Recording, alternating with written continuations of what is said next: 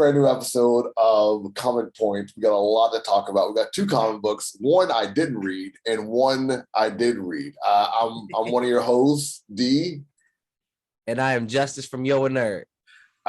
We got Dark Crisis issue number 1, and you got Justice talking about the first 5 issues of the Land of the Living Gods, issue 1, 2, 3, 4, and 5. Before we do that, we do got some nerdy news to talk about before we get too hardcore into that. I know we just talked about before the show that you just watched the Miss Marvel TV show, and for those of you who haven't seen the show, spoiler alert, major spoiler alert. Miss Marvel is technically a mutant, so that's like the big catch. The internet's going crazy over this. Yeah.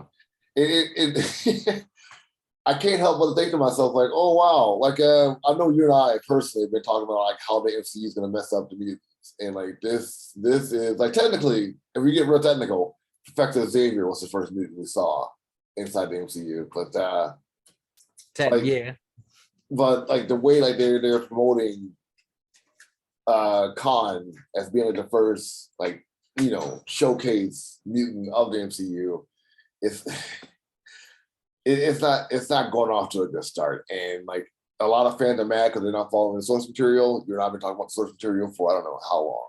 I don't know how long, and everyone else is catching up. How do you feel about that, man? For me, number one, I watched Miss Marvel and I actually liked the show. It was actually cool. I heard good things. I heard like all the critics like it. Yeah, it was actually pretty good. It was actually, this show really did a good job of showing her and dealing like with her religion. And it was like, because she's a kid. So it's like a kid show without being too kiddie. You feel me? So it's definitely dope. And but so with her, because there was a couple changes. Number one, her power change, which I still think her power change is stupid, but I guess since I like the show, I'm kind of cool with it. It's more cultural, right? Like it's an amulet that she got from one of her ancestors, and like it gives her her powers, right? Is that how so it is? It like the way they describe it in the show, it doesn't give her her powers. Apparently, the whole time, since she's a mutant, the whole time it's already in her. It just unlocks that, and then that's how she kind of gets her powers. But she's like, so in the show, you find out that she's a Djinn. It's like she's from like her great grandmother or great grandmother. Her great grandmother's from like, this is what we are told y'all, spoiler alerts. Her great grandmother is basically like from this other dimension. Okay. And so they came over here, and then like then she ends up having like family and all that good stuff. But then so she's like part Djinn, but she's also a mutant. And that's how the amulet unlocks her mutant ability. Oh, so like the Djinn power, like also activate her mutant powers, but like she also has that like Djinn adjacent mutant powers attached. I get you. Okay. Yeah, so I'm not quite sure because so like after they say like she's kind of the Djinn, like they don't really go too much back into her being the Djinn. Next time they talk about her powers, it kind of just says like, it's like the very end of the series, the clip that everybody done seen. It's like, I look back into your powers, and it says like, it was your genes are still different from the rest of your families, even though some of them are like half the Djinn. There's like, you just have something different about you. And he's like a mutation. And then, you hear the X-Men theme. Oh, you gotta be kidding me. They did not put the theme inside of it. They did not put the theme inside of it. They did. You hear the little X-Men from 90s joke. You hear the little X-Men joke. That's how you know. That's how you know it's real, because you heard that one. You gotta be kidding me. Anyways, God, I saw what you were talking about with Taskmaster too. Taskmaster is a woman apparently. Oh, you actually looked it up? Someone posted a picture with like Taskmaster with her mask off, and like it was a woman. Like, okay, I guess. But that's all you saw, though, right? Yeah. Okay, it gets worse than that. It gets worse than that. Yo, I mean, like it gets way worse. Like you seeing that is the least bit of the Taskmaster. That's wow. Okay. Well, I didn't know Taskmaster going to be gender bent for this universe, but I guess so. All right. You know what? How do you feel? So for me, number one, I'm not like a huge Miss Marvel fan. I know her from reading her in like Champions and other people's stuff. So, and I know very little about her. And I know that she's supposed to be an Inhuman, I believe. So, like, I know people are mad about that because it kind of like it's like they're trying to do away with Inhumans. Yeah, because like that was like our whole thing. Like, they didn't want her to be a part of like the mutant thing. They want her to have like her own separate thing. Like making her an Inhuman was the best way to go about that. She went on adventures with her and Lockjaw for a good while because, like, she had to embrace not only her Pakistani side, not only her superhero side, but also being an Inhuman. So, like, it kind of like just shoves all that off the fucking table. And that's what I see a lot of people saying. For me, I never really care for Inhumans at all. So like for me, it doesn't really matter. They're But hard to write. also for like her story, I feel like because the way like you said, like they want her to be set apart. And I also this was another thing that somebody had said. I had seen somebody said it was like her basically being a mutant. It kind of sucks because like so many mutant characters just get sidelined Yeah. just off jump, especially like mutants of color. So yeah, mutants of color, like they get like pushed off to the side sometimes, except for like Storm. Even she gets pushed off to the side. I mean, like you can even like talk about like the colorism with like the casting of Khan inside of this because like she's not supposed to be light skinned, she's dark skinned in the comics, like dark skin in the comics, and they really lighten her up. Her and Chavez got lightened up for like the MCU. So it's not even like just like pushing like a person of color mutant off like the sidelines. Like they're also like lighten up the comic book characters through the TV shows, and no one's really talking about that. True. Yeah, I haven't seen nobody say that. Like, don't like I've seen one person talk about it. Like she gets blasted for talking. It's a woman who talks about it. She gets blasted for talking about it. Both American Chavez and Kamala Khan are both dark skinned, like dark skinned Latina, Afro Latinas, dark skinned Pakistani women, and like they're both lighting up for the MCU. It's annoying. True. I didn't even think about that. Yeah, man. So I'm guessing you definitely hate her being a mutant. I wouldn't use that word, but I'm not happy about it. Like I prefer her being. Be honest, when she first came out, I thought she was like a Spider-Man architect. Like she was like a Peter Parker architect. Like she was like the new Peter Parker, young person, very nerdy.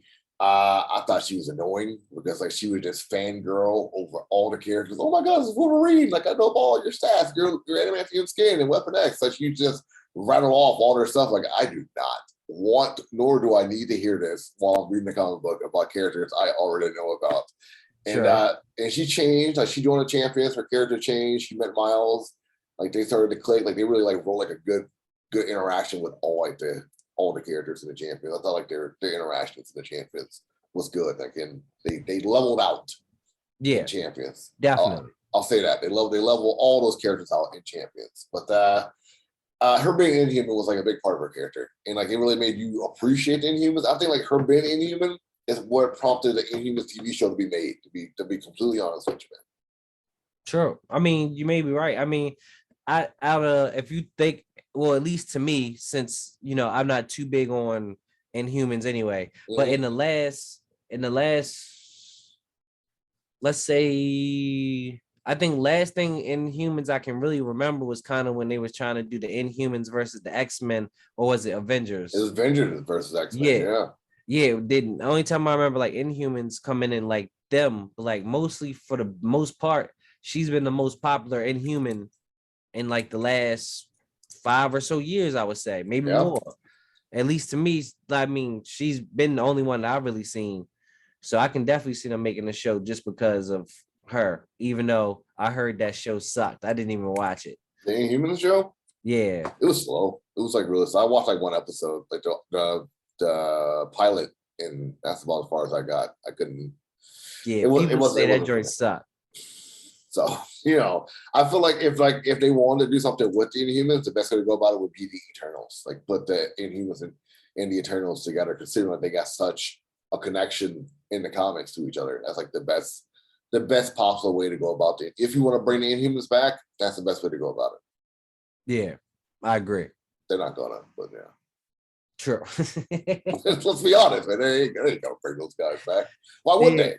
They are doing away with Inhumans, yo. That's what they're basically trying to do. they're gonna like, as we talked about with Craven with Sony, as we talked about with who's a recent character we talked about, the Thor, Gore, with Craven, with Gore, they're gonna nerf the X-Men. They're gonna make the X-Men not about being oppressed, not about being marginalized. They're gonna make them like, Krakoan citizens. Like, they're gonna have like all their stuff together. They're gonna be like embracing Kamala Khan, and she's gonna be welcome to like the whole mutant world and away from all the other people, like not to worry about being oppressed or marginalized, because they got their whole big group together, and they're gonna flow in and out from Krakoa into Earth, and that's gonna be that. Like, it's not gonna be the X-Men that we know about. It's gonna be something entirely different, and the fans are gonna be angry. I can guarantee that for you. They're gonna be upset. Like X-Men fans. Yeah, why wouldn't they? Like that's it. the whole thing. Like, I wrote like a story about this maybe 6 years ago about like did the X-Men win? Like when the Black Lives Matter movement was getting strong, when like the LGBTQ movement was getting strong, when all the other like marginalized group movements were getting like stronger and stronger. This is way before the murder of George Floyd. Like, when all those things were like getting traction and getting speed, and people were like listening to it. I wrote a piece on like did the X-Men win? In the comic books, like they kind of had to, because like all the marginalized groups were speaking up for themselves. Like we're tired of like being oppressed. Like, stop like oppressing us. And people are still saying that. And like, how do you write the X-Men when everyone says like, we're not being oppressed, calling things out, calling out police, calling out Congress people? Like, you can't keep writing stories about that happening when people are telling like we want this to stop happening. So you had to have the X-Men win, and that's when Hickman created. No, honestly, like no more than 2 years after I wrote that, Hickman came out with the X story that everyone seems to be talking about, House of X. Is that what it is? House M? The big story that brought Krakoa. I don't remember the name. Neither do I. But that's how, like, it started out strong. It was like all the stories really do at Marvel or DC. And like I don't remember like the story of it. Like, it's a story where it's a story like the birth of Krakoa. Yeah. Yeah. For me personally, I don't know if this would be like a hot take. Okay. I don't know if it would be, but for me personally, I never thought mutants and like X-Men fit into the Marvel universe. Wow. Cause it's like weird when you think about it. 1 second, everybody's like hyping up, certain heroes like Captain America, like they hyping up these heroes, and then next, on the other hand, they're downgrading the mutants. You feel me? Like it's just it. I just felt like, and I felt like mutants and the X-Men were big enough to be in like their own universe. You feel me? Like because it just always weirded me out. Like, we got the Avengers, we got the X-Men, like that's, it just weirds me out that we have a group that people celebrate and then a group that people don't celebrate. I mean, I guess that shows how mutants are oppressed, but it just always was weird to me. Like, we celebrate one superpower group, but we don't this other superpower group in the same universe. Yeah, in the same city sometimes. I mean, yeah, because like, didn't Beast join the Avengers for a while? Like, he's like top tier mutant. Then like, you had Havoc and Rogue joining the Avengers for a good while, and they were still hated and still have like tomatoes and rocks thrown at it when they were saving people. So yeah, that didn't make any sense to me either. Like, I was who I forgot who did that run. I think it was Bendis who did that run, like the X-Men run.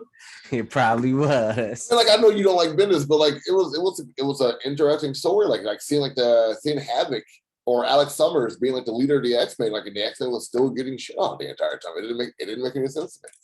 Right. Yeah, but for me, I don't know. I always figured they'd be in their own universe. I think like, talking like that, like, is what getting them to this point, is what's getting the MCU to this point. But I think you and I both know there's gonna be fans who are not gonna be happy about this. 100%, 100%. Bro, they already mad. It was a whole like Inhumans versus X-Men fans on Twitter. It was hilarious. It was hilarious. Well, I will see. I don't know. For me, I think it's just gonna be weird how they bring in mutants. Like, I don't know. I just think it's gonna be weird regardless. It was Rick Remender and John Cassidy. It was the Uncanny Avengers. That's the story I'm thinking about. The Uncanny Avengers. when the mutant island, or when the mutant island comes alive. Is that what you're talking about? Yeah, when and it was like it was Thor, Havoc, Scarlet Witch, Rogue, Captain America, and Wolverine a part of the team, and Havoc was the Oh, leader. okay. Yeah, that was the story, and like the mutants on that team were still getting crapped on like the entire time. This is after like House of M, after all that stuff happened. People still knew about what House of M was too, and I think like a couple more events happened after that. But Uncanny Avengers was the story where like or what you're saying, where like the mutants joined the Avengers, and people still didn't like the mutants, like even though they were part of the Avengers. So like it was an interesting time to see something like that. And I feel like they're probably going to try to incorporate that into the MCU. I hope they do, because I feel like that'd be a better track to go, like to show that gaze of people not liking it but not understanding why, especially with Wilson being Captain America. Right. But I think one thing Marvel can do that they have going for them, at least in my mind, for them doing the mutants. So like when we say like mutants like are oppressed and people's hate of mutants, like this right now could be a perfect time for that to happen. Mm-hmm. So like let's say mutants come out the woodwork, people have powers, and then for whatever reason whatever stupid reason they're gonna come up with. And let's say that happens, and then people now have seen, like they've seen what happens with Thanos. They've seen what happens when like Loki attacked New York with his stuff. That could be a reason why people start being like, you know what, no, we don't like mutants, because we don't want no power shit happening here, because we seen what happens. Half the world got blipped away because of Thanos. You feel me? And that could lead to people hating them. You talking about this, like we're gonna touch on something like that inside this Dark Crisis story at DC. Something similar to that is happening inside the Dark Crisis story right now. So we're gonna touch on that also. But I hear that could be interesting. I will see if they do something like that. Like if the MCU takes that approach. This is what since they already had a whole bunch of shit happen to them in the world, people could be like, you know what, I'm not fucking with this, powered people coming around, and that could be how they start oppressing them. Let me ask you this: like, you watched the Miss Marvel show, and like Miss Marvel focused on that Avenger Con I keep hearing about. Like again, I haven't watched it, so did Thanos show up at that Avengers Con? Did Thanos' name even come up during that Avengers Con? Because that was the first episode. Because she gets dressed up to go to this Adventure Con, and she gets dressed up as Captain Marvel to win this contest. And I mean, he has to come up because she's a big fan of Captain Marvel, who stopped all that, who helped stop all that. So I do think, I mean, she talks about, I feel like he had to have come up. Why do you ask? Because that could be the big reason. We don't, from what we've seen so far, you don't hear about the PTSD. You heard about it so much in the Falcon and Winter Soldier. Mm-hmm. You don't hear about the PTSD. I haven't watched Moon Knight, so I don't know how much that is touched on that. Moon Knight is standalone. Moon Knight really its own universe. Yeah, not it's in the MCU, but none of the universe has really effect on it. What happens in Moon Knight happens in Moon Knight. Okay, you feel me? And I haven't seen Far From Home. I haven't seen that, so I don't know how much the PTSD or the anger of the humans, or how all that stuff really affects the people of that universe, of the MCU universe, after the Thanos snap and people being gone for 2 years and coming back. I don't know how much that plays a role, because we're humans. We know how we are. We've seen how the humans are in the MCU. They feel they would be more upset at Thanos or cursing his name, because of what he did to them, how he took away their family members, and how people lives changed because of that snap. But we don't hear about that in the MCU. So we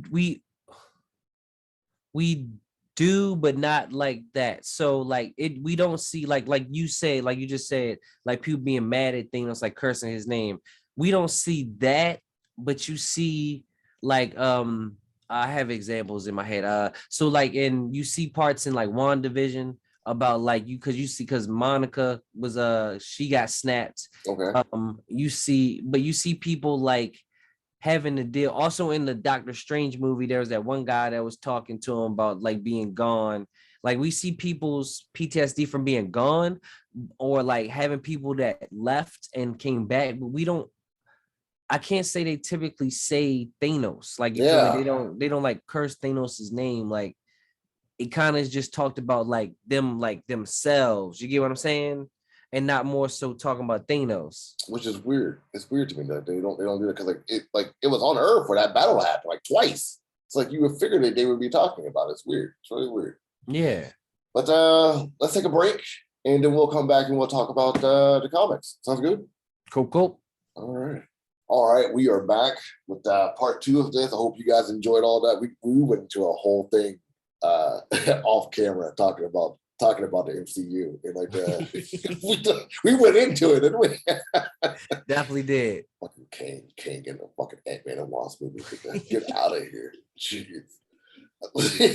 Yeah, but anyways, like I'm sorry, I keep bringing up bullshit. Dark Crisis issue number 1. Chapter 1, The Justice League is Dead, Crisis on Infinite Earth, Infinite Crisis, Final Crisis, and now Dark Crisis. The epic event, years in the making, is finally here. Superman, Wonder Woman, and Batman and the rest of the Justice League are dead. The remaining heroes are left to protect the world from an onslaught of violent attacks by DC's greatest villains. Can the legacy heroes step out of the shadows of the classic heroes to form a new Justice League? And would that be enough to stop the darkness greater than anything they ever face from destroying everything? Don't miss out on the first issue of the blockbuster event this summer. This is by Josh Williamson and Daniel Sampry, colored by Alejandro Sanchez, and variant cover artist by Greg Capullo. Like, I read this, man. Like, it had like a lot of stuff inside of it, but I really want to know like what you think of it. So I thought this issue, like starting out the gates, was really good. I thought this was better than some of the previous ones. Like, you know, like because before this we got like stuff where like the Justice League was already dead and everything.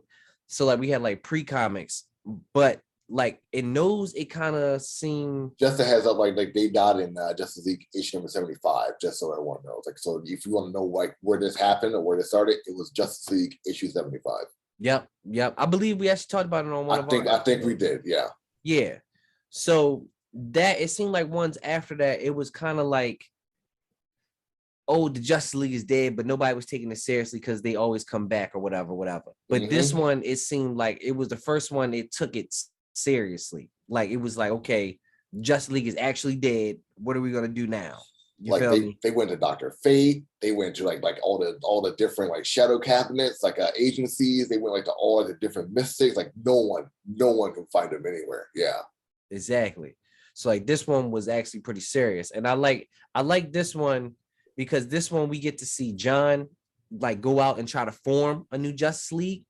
And then what the best part about this was people's reasons for saying no. Like I love that because I think, hold on, let me find. I think one people I thought was real funny was Jace Fox, the Black Batman. I got it here in front of me. He says it took a long time for my father and your Batman to admit to themselves Superman needs a Batman. He says back to John, not this one. Go ask one of the Robins. And then he was like the last Batman to team up with anyone died. Yeah. That's what I like. Dude. Like, he's like, no, I'm on my own. That like he just rides off with his motorcycle, like making this, like geez. I mean, like he asked a lot of people. He asked Dr. Light, Swamp Thing, Harley Quinn, Flora, yeah. Damien, Killer Frost, Supergirl, like even Peacemaker. Even Peacemaker was asked like to join. Did you know things are going bad if you ask Peacemaker to be part of your team? What the fuck? But they did end up finding a team. I think you guys can probably see this here. Yep. This art is incredible. Like I'm a big fan of this art. Oh yeah, I'm a big fan too. I like the art. And Josh Williamson. Yeah, I like because he was killing it. He was, we was talking about him earlier because he was writing Robin, Deathstroke. He was writing a lot of comics that led up to this. Like it's like they're taking Jeff Johns off the table and putting this dude up here instead. You see that too, don't you? Yeah. Definitely. Like he I think they really allowed him to like cultivate this whole storyline and like, because if you really think about it, like a lot of things that were happening coming up to this, everything kind of fit in line because you know the dark side story went into the Batman, what is it, Shadow War is going on with Deathstroke and Robin. Yeah, and that led directly into this, which is like, you know, them like all the villains being led by your dude Slade Wilson. Yeah, taking on like the Titan's Tower. Yeah, and then so I like that because he was like, you know, Deathstroke was like, you know, this is the next breed of heroes. You feel me? And he's like, and plus, you know, the Titans right now are training new heroes at Titan Academy. Yep. I think the real cool thing about this is like if you guys read the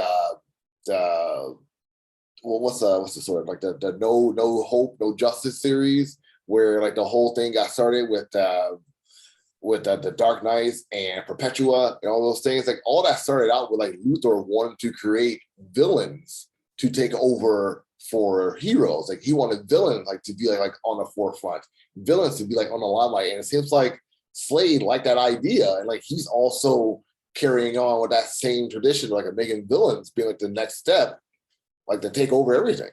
Right.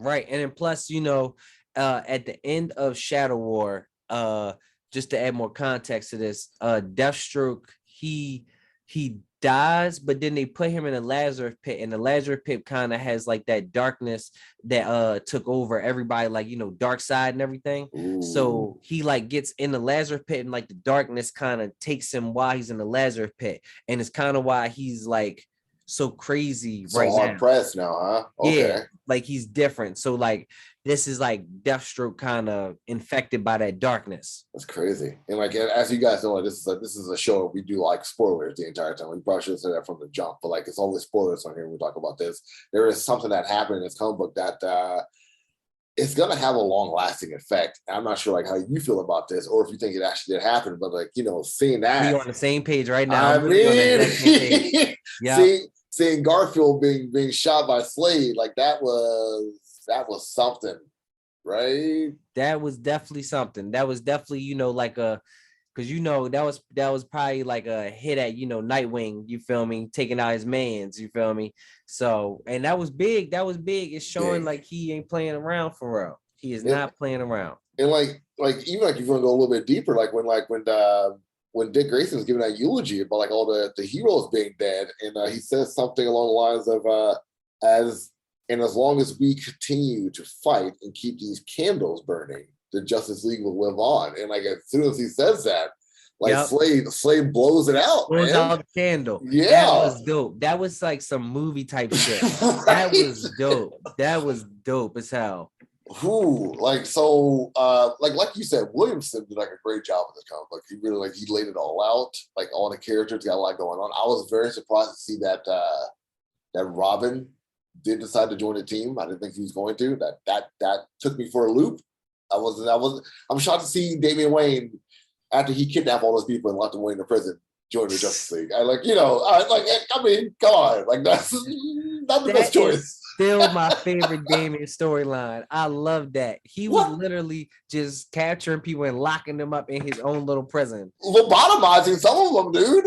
I loved it. It was so Damian. Dude, straight up. Like, I'm not killing them. Like, I'm not killing them. I'm just locking them up and like wiping their brain. I'm not killing them, man. That's what you said not to do. Like, that's what he wasn't doing. So yeah. Like no trial, no nothing. He just getting them and locking them up. Like, I loved it. I love that. Oh, fuck no. Like that is weird to see him kind of join, but I mean, it's at the same time, it's not because, you know, John asked him to. Yeah, I think if there's anybody else who asked him, he would have told him to fuck off. But yeah, definitely, 100%, 100%, 100%. But since it was John, he said, yeah. Having Fox as Batman is gonna be something. So I do think Damian's gonna be the last Robin. Like, period. I don't think Damian's gonna take the mantle of Batman ever. I think he's gonna take that mantle of Robin and make that mantle his own. Like, it's gonna piss off Todd, it's gonna piss off Drake, it's gonna piss off Dick, and probably gonna piss off Duke also. But I think like the mantle of Robin is gonna change. I think Jace and Yara is gonna do their own thing until, like, eventually they probably join the Justice League, which won't happen for a while. But I think like we're gonna see Damian grow into Robin on the Justice League, and like I hope it's good. Like I think I haven't read issue 2, but I see promise in the story. I see something can go really far in this, like in a way that I haven't seen in DC, not with Rebirth, not with New 52, not even with like in Blackest Night. Like I haven't seen like something like this in a while. Like, and so far, I like what I see. Right. And I think I like what you're saying. I didn't think about that myself, about Robin not taking the mantle of Batman and making Robin the mantle, which I mean, I feel like they set up for that with his own series, which could definitely lead to that, because his series is just like, Robin, he got a new suit and everything. He got like his own suit. You feel me? Like, and you saying that's gonna piss off like the characters. Tim Drake fans is 100% gonna be pissed off. They already pissed off. They still want him to be Robin. Like he's still weird. Like he's still like flip flopping with who he is. Like with Drake, and like now he's switching himself right back to Robin again. Like, yeah, man. With Drake, he was Red Robin. He was like, who? See, I never even cared for Tim Drake. So like, you can stop that right now. You didn't grow up in the 90s. You did not grow up in the 90s. Like, Tim Drake is my Robin. You watch yourself, young man. I never cared for Tim Drake. And people always be like, yo, how don't you just care for Drake? Because like, for number one, I don't really care for Robin as the thing. I think me and you talked about this before. I said, like, for me, there would be no Robin. I like Dick Grayson, so I give him a pass. But I feel like for me, after Jason Todd died, he wouldn't have another Robin except for his son. Okay. You feel me? Like, Yeah, I just think, that. and plus I don't see why Batman would have a Robin in the first place. Like, as a grown adult having a kid, like who's fighting crime like that. No, I get that. Right. I get the optics of that, but Savior like though. Robin. Savior, like do you remember Savior? Who's Savior? He's he's the lunatic Tim Drake from the future. For an alternate future timeline. That tough with the tough design that came with the V. I think it was in like the Teen Titan. It was either Titans or Teen Titans comic that was in. Yeah, he was in like I think the Tim Drake special, like after Tim Drake had died. Like because that was like showed up. Yeah, because that was like a crossover event that happened, right? And he had came back from he was from the future and he came back to, I think, kill somebody. Nope. Yeah, I do remember that dude. That was a tough design. I'm ready it was. Still looks cool. Yeah, it does. They gotta bring that guy back. I mean, unless he's dead, but they gotta bring back Savior. Absolutely, he should definitely be like one of these new Justice League antagonists. Most definitely, because he knows their secrets, and like he's unstoppable. He's kind of damn relentless. So yeah, I think how he was caught was the future league of the Young Justice Gang. I think it was Connor Kent. It was Cassandra Sandsmark and Tim Drake, not Tim Drake, but Bart Allen, who grabbed him and brought him back to their time. But like he'll escape. He'll come back. They always do.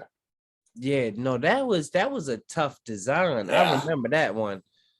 And like if everybody like a cosplay, like they would be in a suit like that, definitely. Yeah, that was tough. Yeah, like I could never wear Jason Todd. Jason Todd is like I could never get past Jason Todd crying as much as he used to back in the day. But it's whatever. See, I give it to all the characters.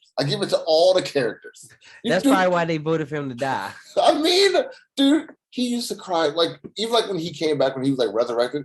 All he did was cry all the time. Like all the time, and like people will compare him to Punisher. Like, why would you compare Jason Todd to Punisher? Punisher, rarely. I've seen Punisher cry at least once. Jason Todd cries every time he sees Batman. Every time he every time he interacts with Batman, he cries. Like, come on, dude, get out of here. Whatever. Like he sees a picture of Batman, he starts weeping. Yeah. That's rude. That That is very rude. That is very rude.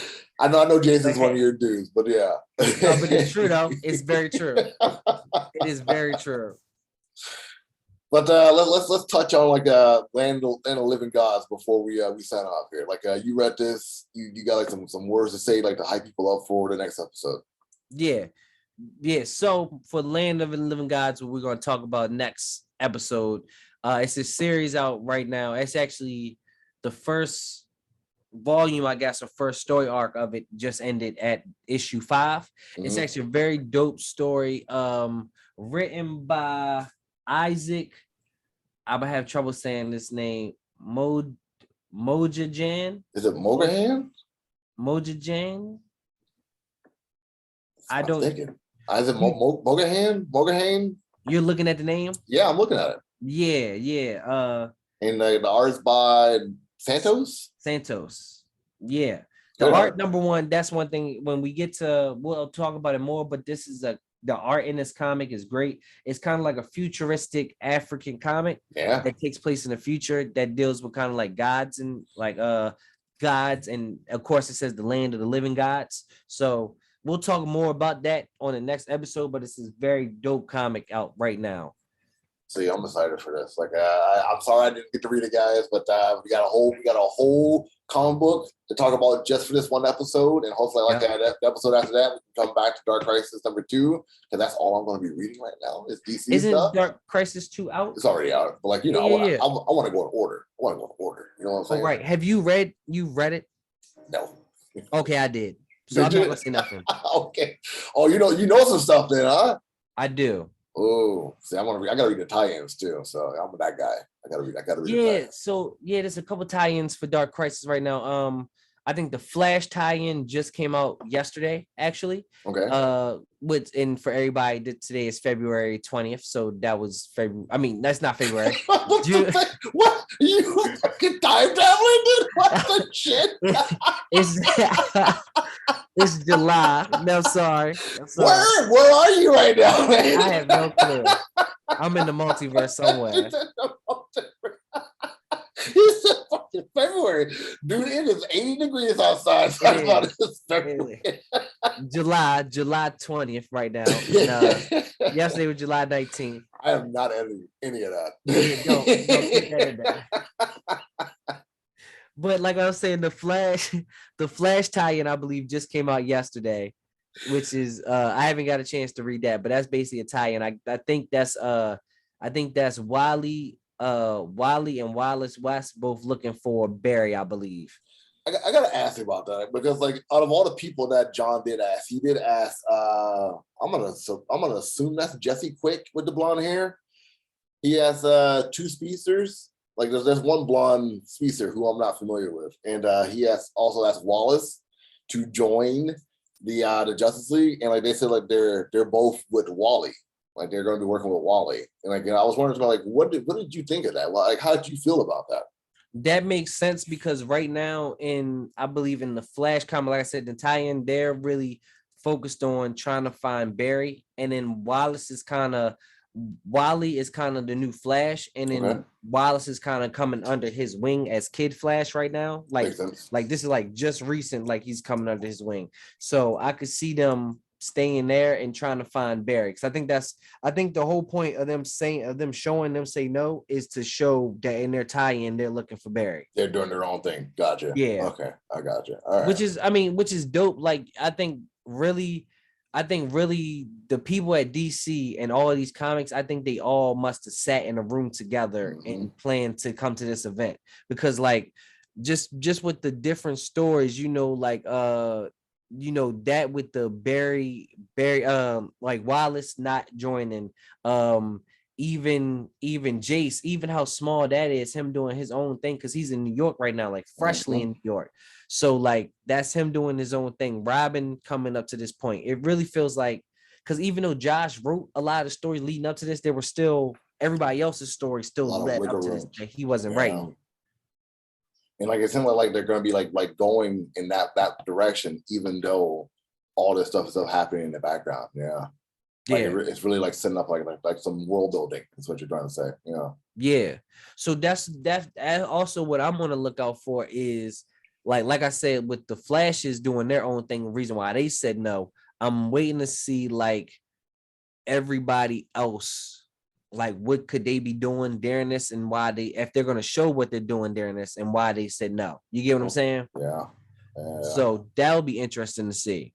See, this is gonna be fun. Like reading Land of the Living Gods and like coming back for another week talking about Dark Crisis 2. It's gonna be fun. I'm gonna read the tie-ins too. Like if you read the tie-ins, that's up to you. But like I'm gonna read the tie-ins. Like I want to make like a definitely like a big thing out of Dark Crisis on Comic Point. So that's my whole thing until it's over. Definitely. And now we can go into the tie-ins. I remember I read the one tie-in I read was Young Justice. Okay. Number one, it was weak. I can't really remember what happened. I remember thinking I did not like it. And 2 came out and I didn't get it. But I'll keep up. For this, I'm gonna keep up with all the tie-ins. Right on. Can't wait. All right. Well, I think that's the show, man. Anything you want to tell people before we go? Thank y'all for watching and subscribe to both of our channels and continue to support us. Yes, all that. Check all those boxes. Absolutely. Yep, every last one. I'm D of FTO Nerd Talk. And I'm Justice of Your Nerd. This has been fun. You guys take it easy. Have a good night.